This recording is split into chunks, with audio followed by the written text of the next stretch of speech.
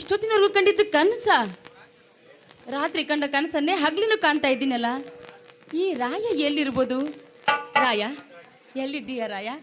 ಬೇಗ ಬಂದು ನನ್ನನ್ನು ಬಿಗಿದು ಹಾಕಬಾರ್ದ ರಾಯ?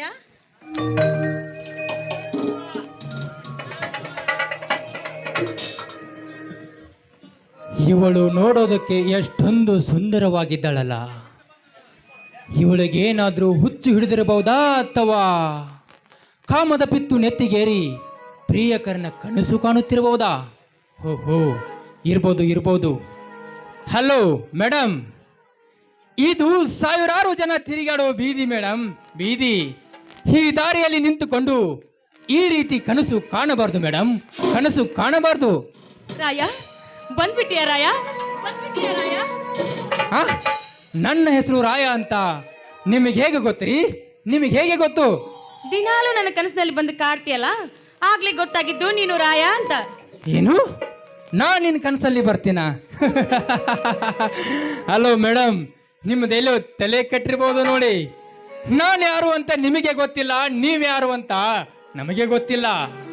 ಹೀಗಿರುವಾಗ ಗೊತ್ತಿಲ್ಲದವರು ಕನಸು ಕಾಣುವುದು ತಪ್ಪು ಮೇಡಮ್, ತಪ್ಪು.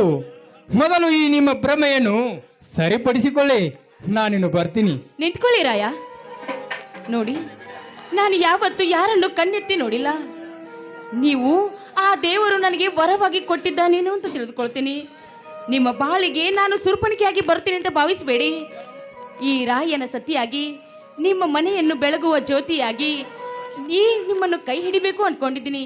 ಇಲ್ಲ ಅಂತ ಹೇಳ್ಬೇಡಿ ರಾಯ. ಪರಿಚಯವಿಲ್ಲದ ಗಂಡಸರನ್ನು ತಡೆದು ಅವರ ಗುಣಗಳನ್ನು ಅರ್ಥ ಮಾಡಿಕೊಳ್ಳದೆ ನಿಮ್ಮನ್ನು ಮದುವೆ ಆಗಲು ಕೈ ಜೋಡಿಸ್ತೀನಿ ಅಂತ ಹೇಳ್ತಾ ಇದೆಯಲ್ಲ,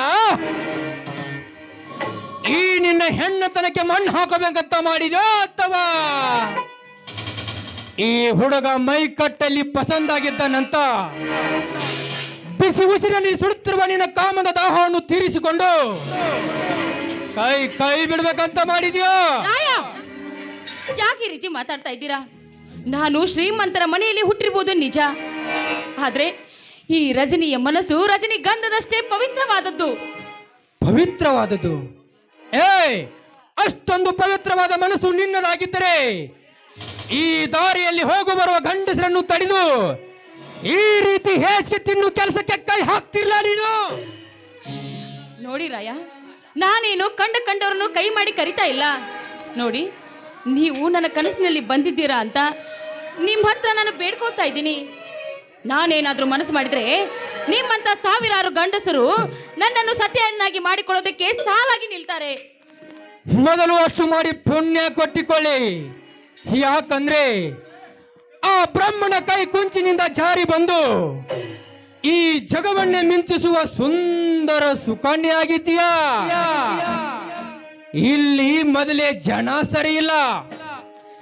ಈ ಜಾಗದಲ್ಲಿ ನಾನಾಗದೆ ಬೇರೆ ಯಾರಾದ್ರೂ ಹಾಕಿದ್ರೆ ಇಷ್ಟೊತ್ತಿಗೆ ನಿನ್ನನ್ನು ಮದುವೆ ಆಗ್ತೀನಿ, ನಿನ್ನನ್ನು ಬಹಳ ಸಂಗಾತಿಯಾಗಿ ಸ್ವೀಕರಿಸಿಕೊಳ್ತೀನಿ, ಜೀವನ ಪೂರ್ತಿ ಜೊತೆ ಆಗಿರ್ತೀನಿ ಅಂತ ಸಾವಿರಾರು ಸುಳ್ಳು ಹೇಳಿ ನಿನ್ನನ್ನು ನಂಬಿಸಿ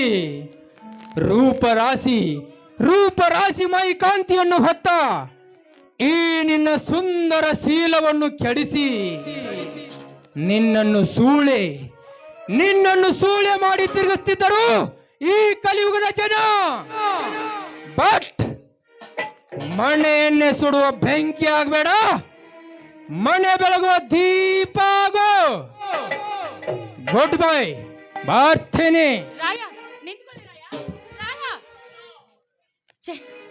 ಹೋಗಿ ಬಿಟ್ನಲ್ಲ ರಾಯ.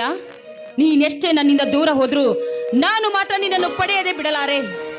ಯಾಕಂದ್ರೆ ನಾನು ಹಠಮಾರಿ ಹೆಣ್ಣು. ಈ ಹಠದಲ್ಲಿ ನನ್ನ ಗಟ ಬಿದ್ರೂ ಚಿಂತೆ ಇಲ್ಲ. ನಾನು ಮಾತ್ರ ನಿನ್ನ ಪ್ರೀತಿಯನ್ನು ಪಡೆಯದೆ ಬಿಡುವುದಿಲ್ಲ.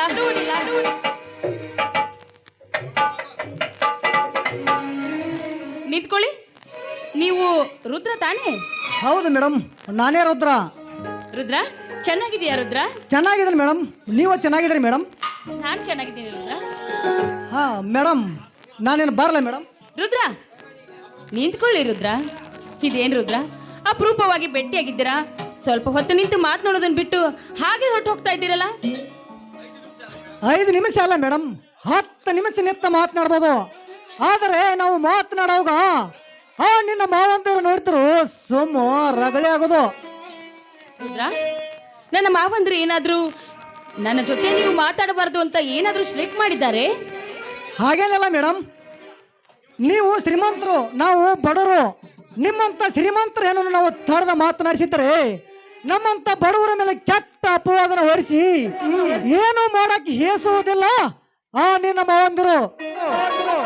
ನೋಡಿ ರುದ್ರ, ನಾನು ನೀನು ಕಾಲೇಜ್ ಫ್ರೆಂಡ್, ಮೇಲಾಗಿ ಕ್ಲೋಸ್ ಫ್ರೆಂಡ್ಸ್. ಕಾಲೇಜ್ನಲ್ಲಿ ಯಾವುದೇ ಕಾರ್ಯಕ್ರಮ ನಡೆದ್ರು ನಾವಿಬ್ರು ಮುಂದಾಳತ್ವದಿಂದ ನಗು ನಗುತ್ತಾ ನಡೆಸ್ಕೊಡ್ತಿದ್ವಿ. ಅಂದಮೇಲೆ ಇದರಲ್ಲಿ ಶ್ರೀಮಂತಿಕೆ ಬಡಬ ಎಂಬ ಭೇದ ಭಾವ ಬೇಕೆ? ಹಾಗಲ್ಲ ರಜನಿ ಅವರೇ, ನಿನ್ನ ಮಾವಂದರು ನೀವು ತಿಳಿದುಕೊಂಡಷ್ಟು ಸರಳ ಮನಸ್ಸಿನವರಲ್ಲ. ನೋಡಿ ರುದ್ರ, ನಮ್ಮ ಮಾವರ ವಿಷಯ ನೀವು ಬಿಟ್ಬಿಡಿ. ಅಂದ ಹಾಗೆ ನೀವು IPS ಕೋರ್ಸ್ ಕಲಿತಾ ಇದ್ರಲ್ಲ, ಏನಾಯ್ತು? ರಜನಿ, IPS ಕೋರ್ಸು ಮುಗಿದಿದ್ದೆ, ಎಲ್ಲ ವಿಷಯದಲ್ಲಿ ಪಾಸ್ ಆಗಿ ಫಸ್ಟ್ ರ್ಯಾಂಕ್ ಪಡೆದೆ. ಆದರೆ ಹಣದ ವಿಷಯದಲ್ಲಿ ನಾನು ಥರ್ಡ್ ಕ್ಲಾಸ್ ಆಗಿಲ್ಲ. ಇದರಿಂದ ಕೈಗೆ ಬಂದ ತೊತ್ತು ಬಾಯಿಗೆ ಬರೆದಂತಾಯ್ತು. ಅದಕ್ಕೆ ಸುಮ್ಮನಾಗಿ ಬಿಟ್ಟೆ. ರುದ್ರ, ಏನ್ ಹೇಳ್ತಾ ಇದ್ದೀರಾ ರುದ್ರ ನೀವು? ಹೌದು ರಜನಿ ಅವರೇ, IPS ಕೆಲಸ ನನಗೆ ಸಿಗಬೇಕಾದ್ರೆ 10 ಲಕ್ಷ ಲಂಚವನ್ನು ಕೇಳಿದ್ರು. ಅಷ್ಟೊಂದು ದುಡ್ಡು ನನ್ನಿಂದ ಕೊಡೋದು ಸಾಧ್ಯವಿಲ್ಲ ಅಂತ ಅದಕ್ಕೆ ಸುಮ್ಮನಾಗಿ ಬಿಟ್ಟೆ.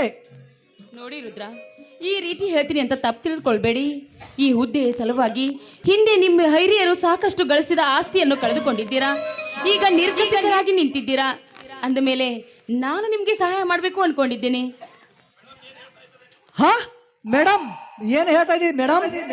ಹೌದು ರುದ್ರ, ನೋಡಿ, ಇವಳ ಹತ್ರ ಹಣ ಎಲ್ಲಿದೆ, ಇವಳು ಎಲ್ಲಿಂದ ಕೊಡ್ತಾಳೆ ಅಂತ ತಪ್ಪು ಭಾವಿಸಬೇಡಿ. ನಮ್ಮ ಮಾವಂದಿರೋ ಅನುಭವಿಸ್ತಿರೋ ಆಸ್ತಿ ಎಲ್ಲ ನನ್ನ ಹೆಸರಿನಲ್ಲಿದೆ. ನೋಡಿ, ನಾನು ನಿಮಗೆ ಓದೋದಕ್ಕೆ ಸಹಾಯ ಮಾಡ್ತೀನಿ. ನೀವು ಚೆನ್ನಾಗಿ ಓದಬೇಕು. ಆದರೆ ಆ ದುಡ್ಡನ್ನು ಈಗಲೇ ನೀವೇನು ನನಗೆ ಕೊಡೋದು ಬೇಕಾಗಿಲ್ಲ. ನಿಮಗೆ ನಾಳೆ ನೌಕರಿ ಸಿಕ್ಕ ನಂತರ ಆ ದುಡ್ಡನ್ನು ನನಗೆ ಕೊಡುವರಂತೆ. ಮೇಡಮ್, ಏನು ಹೇಳ್ತಾ ಇದ್ದೀರಿ ಮೇಡಮ್? ಮೇಡಮ್, ನೀವು ನನಗೆ ಹಣ ಕೊಡ್ತೀರಿ ಬಿಡ್ತೀರಿ ಗೊತ್ತಿಲ್ಲ. ಆದರೆ ನಿಮ್ಮ ಒಳ್ಳೆಯ ಮಾತು ಕೇಳಿದ ತಕ್ಷಣ ಆ ಕಾಗಿಯ ಗೂಡಲ್ಲಿ ಕೋಗಿಲೆ ಹಾಡಿದಂತಾಯ್ತು. ಆ ರಾವಣನ ಕುಲದಲ್ಲಿ ಸೀತೆ ಹುಟ್ಟಿದಂತಾಯ್ತು. ಈ ನಿಮ್ಮ ಉಪಕಾರನು ನಾನು ಯಾವತ್ತೂ ಮರೆದಿಲ್ಲ ಮೇಡಮ್. ರುದ್ರ, ಇದರಲ್ಲಿ ಉಪಕಾರದ ಮಾತಿಲ್ಲೇನಿದೆ? ನೋಡಿ, ಅಸಹಾಯಕನಾಗಿದ್ದ ನಿಮಗೆ ಸಹಾಯ ಮಾಡುವುದು ನನ್ನ ಕರ್ತವ್ಯ. ಅಂದ ಹಾಗೆ ರುದ್ರ, ನಿಮ್ಮ ಗೆಳೆಯ ರಾಯ ತಾನೇ? ರಾಯಣ್ಣ ಗೊತ್ತು ಮೇಡಮ್, ಅವು ನನ್ನ ಕ್ಲೋಸ್ ಫ್ರೆಂಡ್ ಮೇಡಮ್. ಹಾಗಾದ್ರೆ ಆ ರಾಯನನ್ನು ನನಗೆ ಒಂದೇ ಒಂದ್ಸಾರಿ ಭೇಟಿ ಮಾಡಿಸ್ತೀರಾ? ಭೇಟಿ ಮಾಡಿಸ್ಬೇಕೆ ಮೇಡಮ್? ಯಾಕೆ ಅವನೇನಾದ್ರು? ಚೇಚೆ, ಅವ್ರೇನೂ ಮಾಡಿಲ್ಲ. ಏನೋ ಅವ್ರ ಜೊತೆ ಮಾತಾಡಬೇಕು ಅಂತ ತುಂಬಾ ಆಸೆ, ಅದಕ್ಕೋಸ್ಕರ ಕೇಳಿದೆ. ಆಯ್ತು ಮೇಡಮ್, ನಾಳೆನೇ ಭೇಟಿ ಮಾಡಿಸ್ತೀನಿ. ನಾನೇನು ಬರಲ್ಲ ಮೇಡಮ್? ನಿಂತ್ಕೊಳ್ಳಿ ರುದ್ರ. ಇದೇನು ರುದ್ರ, ಹಾಗೆ ಹೊರಟ್ಬಿಟ್ರಲ್ಲ? ಅಂದು ನಾವು ಕಾಲೇಜಿನಲ್ಲಿ ಧಾರವಾಡದಲ್ಲಿ ಕನ್ನಡ ರಾಜ್ಯೋತ್ಸವ ದಿನ ನಾವಿಬ್ರು ಹಾಡು ಕುಣಿದಿದ್ದು ಇವತ್ತು ನನಗೆ ತುಂಬ ನೆನಪಿಗೆ ಬರ್ತಾ ಇದೆ. ಅದಕ್ಕೋಸ್ಕರ ಅವತ್ತು ಹಾಡಿದ ಹಾಡನ್ನು ಇವತ್ತು ನನಗೋಸ್ಕರ ಹಾಡ್ತೀರಾ?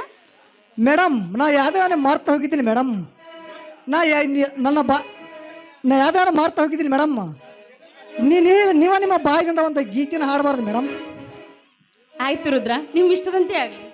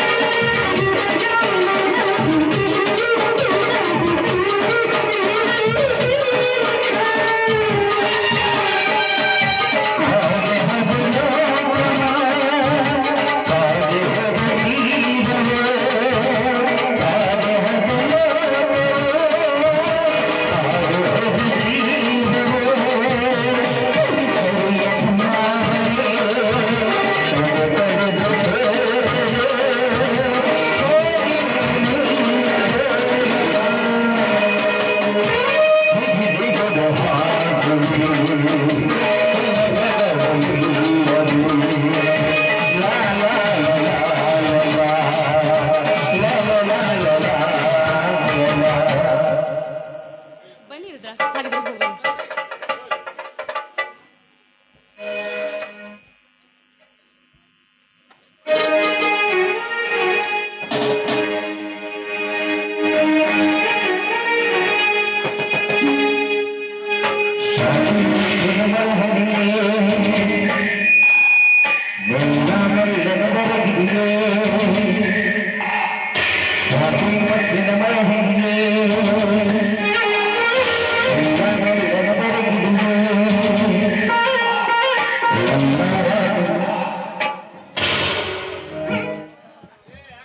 ಅತ್ತಿಗೆ ಅತ್ತಿಗೆ ಅತ್ತಿಗೆ ಅತ್ತಿಗೆ ಅತ್ತಿಗೆ ಬಾರಯ್ಯ. ಅತ್ತಿಗೆ, ನೀನು ಹೊಲಕ್ಕೆ ಹೋಗಿದ್ದೇನವ್ವ? ಹೌದಪ್ಪ, ಹೊಲಕ್ಕೆ ಹೋಗಿ ನಿಮ್ಮ ನನಗೆ ಬುತ್ತಿ ಕೊಟ್ಟು ಬಂದೆ. ಯಾಕೆ? ಅತ್ತಿಗೆ, ನೀನು ಹೊಲಕ್ಕೆ ಹೋಗುವಾಗ ನಿನಗೆ ಯಾವುದಾದರೂ ಒಂದು ಬಿಡಾಡಿ ನಾಯಿ ಬೆನ್ನು ಹತ್ತಿರಬೇಕಲ್ಲಮ್ಮ? ಹೌದಪ್ಪ, ಕಾಮ ಕ್ರೋಧ ತುಂಬಿದ ಒಂದು ನಾಯಿ ಹಸುವಿನಿಂದ ನನ್ನ ಶೀಲವನ್ನ ಕುಕ್ಕಿ ತಿನ್ಲಿಕ್ಕೆ ಬಂದಿತ್ತು. ಅತ್ತಿಗೆ ಅತ್ತಿಗೆ, ಮುಂದೆ ಮಾತನಾಡಬೇಡಮ್ಮ, ಮುಂದೆ ಮಾತನಾಡಬೇಡ. ಮುಂದೆ ಮಾತನಾಡದೆ ಮೊದಲು ಹೋಗಿ ನಿನ್ನ ಕಾಲಿಗೆ ಚಪ್ಪಲಿ ಹಾಕಿಕೊಂಡು ಬಾ ಅಮ್ಮ, ಚಪ್ಪಲಿ ಹಾಕಿಕೊಂಡು ಬಾ. ಯಾಕಪ್ಪ? ಅತ್ತಿಗೆ, ಧರ್ಮ ಎಂಬ ಈ ಕೊಳವಿ ಗ್ರಾಮದಲ್ಲಿ ಕರ್ಮದ ಕಹಿ ಕೋಟೆಯನ್ನು ಕಟ್ಟಿ ನಿನ್ನಂತ ಮಹಾನ್ ಕರತಿಯರ ಮೇಲೆ ಕಾಮದ ಜ್ವಾಲೆಯನ್ನು ಬೀಸುತ್ತಿರುವ ಭಂಡ ಜಾತಿ ಭಟ್ಟಿ ಮಗ ಪ್ರತಾಪ್ ಸಿಂಹನನ್ನು ಚಪ್ಪಲ್ಲೇ ಕಾಲ ಕಮರ್ಲೆ ಬುಟ್ಲೆ ಹೊಡೆದು ಬುದ್ಧಿ ಕಲಸಾಕವ್ವ, ಬುದ್ಧಿ ಕಲಸಾಕ.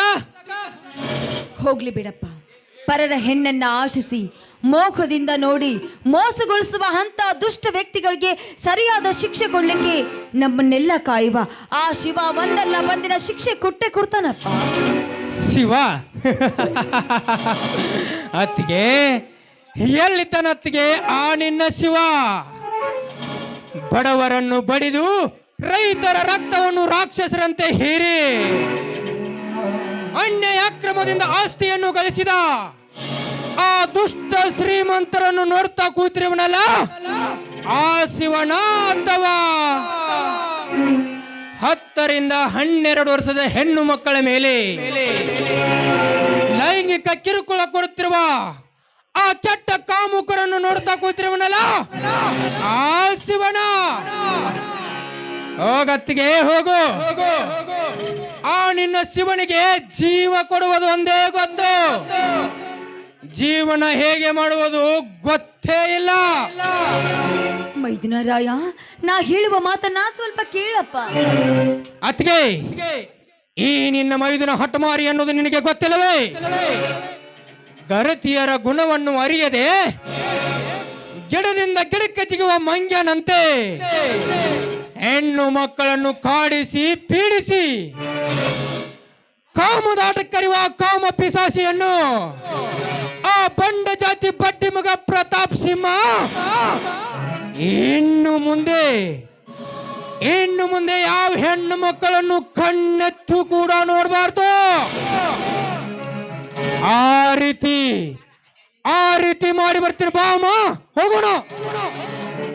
ಬೇಡಪ್ಪ ರಾಯ, ಬಡವನ ಸಿಟ್ಟು ದವಡಿಗೆ ಮೂಲ ಎಂಬಂತೆ ಅಂತ ಶ್ರೀಮಂತರನ್ನ ಕೆಣಕುವುದು ಒಂದೇ, ಬೆಂಕಿಯನ್ನ ಉಡಿಯಲ್ಲಿ ಕಟ್ಟಿಕೊಳ್ಳುವುದು ಒಂದೇ. ಬೇಡಪ್ಪ, ನನ್ನ ಮನಸ್ಸು ಸ್ವಚ್ಛಂದವಾಗಿದ್ರೆ ಅಂತ 100 ನಾಯಿಗಳು ಬಂದ್ರೂ ಕೂಡ ಈ ನಿನ್ನ ಅತ್ತಿಗೆಯನ್ನ ಏನು ಮಾಡ್ಲಿಕ್ಕೆ ಸಾಧ್ಯವಿಲ್ಲ ರಾಯ. ಅತ್ತಿಗೆ, ಸಾಧ್ಯವಿಲ್ಲ ಅನ್ನೋದು ನನಗೆ ಚೆನ್ನಾಗಿ ಗೊತ್ತಮ್ಮ, ನನಗೆ ಚೆನ್ನಾಗಿ ಗೊತ್ತು. ಆದ್ರೆ ಒಲ್ಲದ ಮನಸ್ಸಿನ ಹೆಣ್ಣನ್ನು ಒತ್ತಾಯ ಮಾಡಿ ಕಾಮದ ಆಟಕ್ಕೆ ಕರೆಯುವ ಕಾಮ ಪಿಸಾಸಿಯನ್ನು ಯಾತ್ರೆಯಿಂದ ಹೊಡೆಯಬೇಕಮ್ಮ, ಯಾತ್ರೆಯಿಂದ ಹೊಡೆಯಬೇಕು. ನೋಡತ್ತಿಗೆ, ನಾವೀಗ ಅವನ ಇಷ್ಟಕ್ಕೆ ಸುಮ್ಮನೆ ಬಿಟ್ಟಿದ್ದೆ ಆದ್ರೆ ಮುಂದೆ ನಮ್ಮ ಸಾವಿರಾರು ರೈತರ ಹೆಣ್ಣು ಮಕ್ಕಳ ಮೇಲೆ ತನ್ನ ಕೆಟ್ಟ ಕಣ್ಣು ಹಾಕದೆ ಬಿಡುವುದಿಲ್ಲ ಕುತಂತ್ರಿ ನನ್ನ ಮಗ.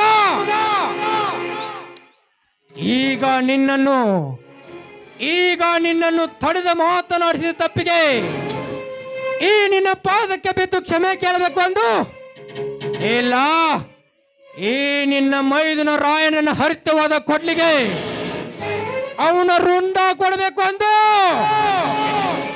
ಆ ರೀತಿ ಮಾಡಿ ಬರ್ತೀರ ಬಾ ಅಮ್ಮ, ಹೋಗೋಣ.